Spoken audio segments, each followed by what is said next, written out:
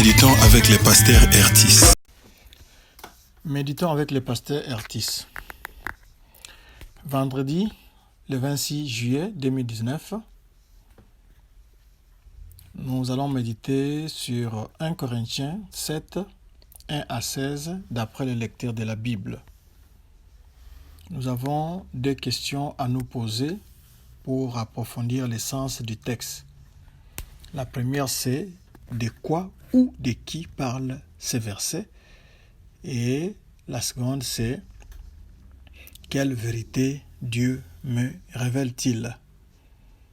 Dans la méditation de ce jour, il s'agit de la réponse aux questions des Corinthiens sur le mariage.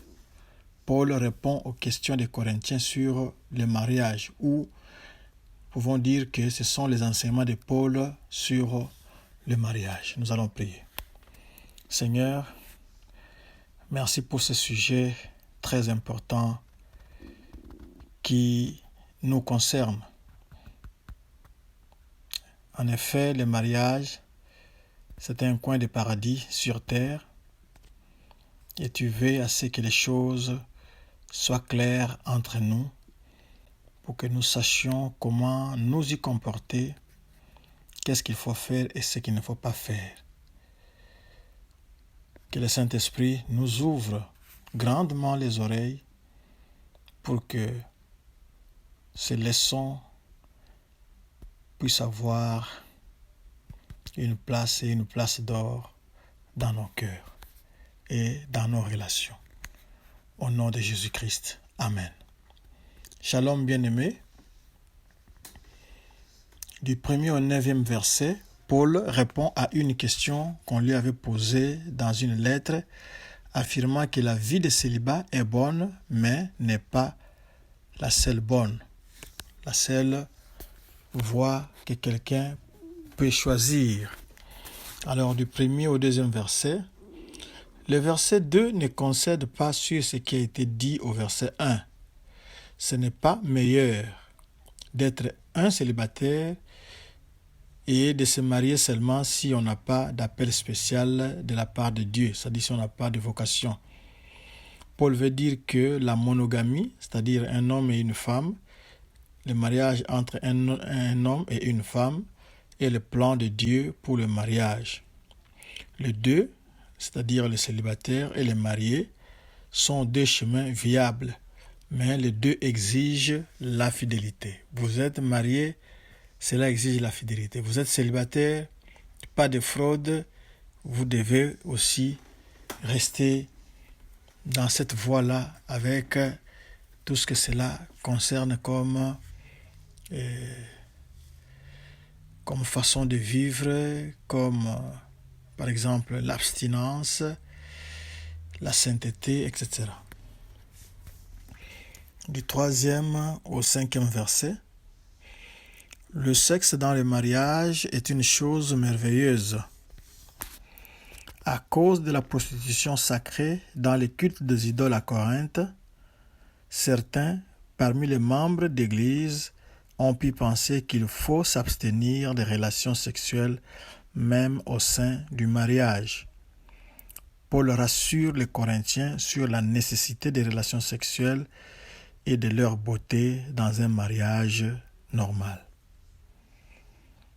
Le verset 4 dit ceci, « La femme n'a pas autorité sur son propre corps. » Paul discute de ce problème à cause des maris insatisfaits qui auraient tendance à aller faire des heures supplémentaires ailleurs, chez des prostituées. Selon Paul, les mariés mettent leur corps à la disposition de l'autre et n'ont pas le droit de se refuser l'un à l'autre. Verset 6. Les Corinthiens semblaient être pris par deux positions extrêmes. La fausse conception que l'activité physique n'affectait pas l'esprit et la position opposée mais aussi incorrecte que n'importe quelle relation physique est mauvaise. La sexualité dans le mariage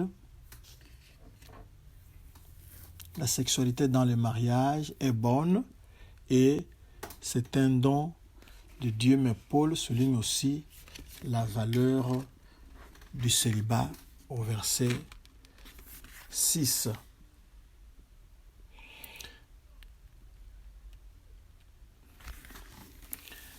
Du 5e au 7e verset, ces versets très souvent sont mal compris. La concession de Paul n'est pas que quelqu'un pourrait se marier.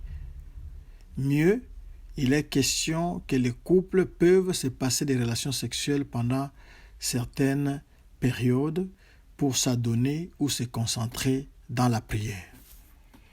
Le célibat est un don de Dieu, mais ce n'est pas un don accordé à n'importe qui.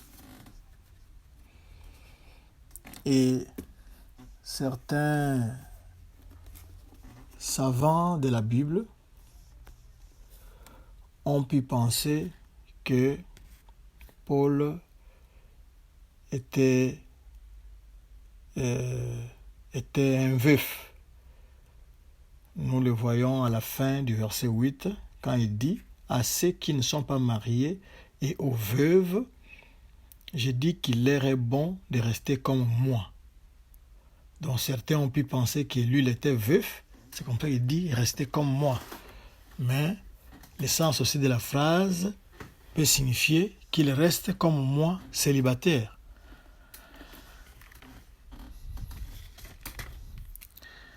Du 10e au 11e verset, les Corinthiens avaient des confusions au sujet du mariage.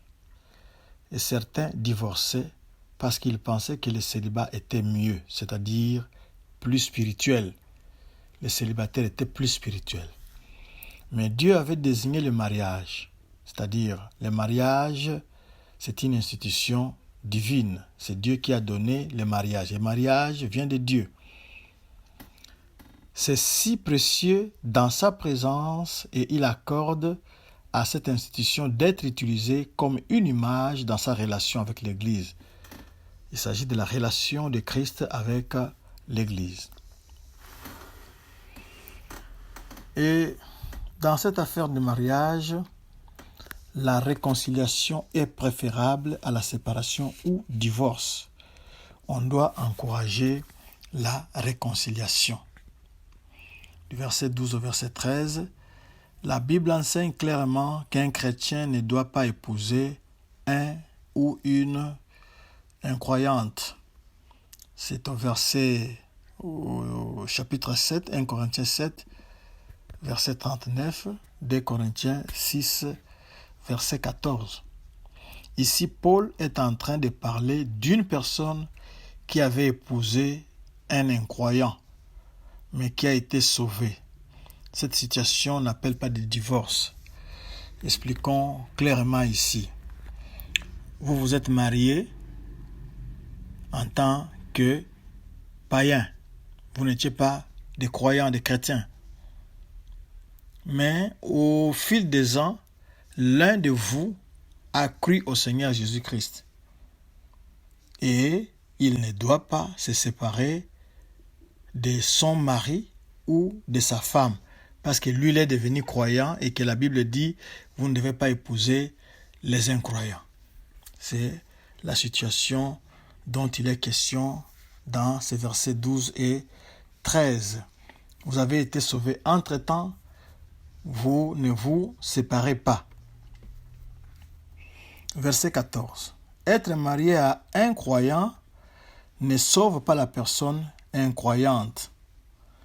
Quand vous êtes marié dans un couple hétérogène, c'est-à-dire il y a un croyant et l'autre ne croit pas au Seigneur Jésus-Christ, la personne qui ne croit pas n'est pas sauvée, mais elle est simplement sanctifiée, c'est-à-dire mise à part comme quelqu'un qui a un privilège.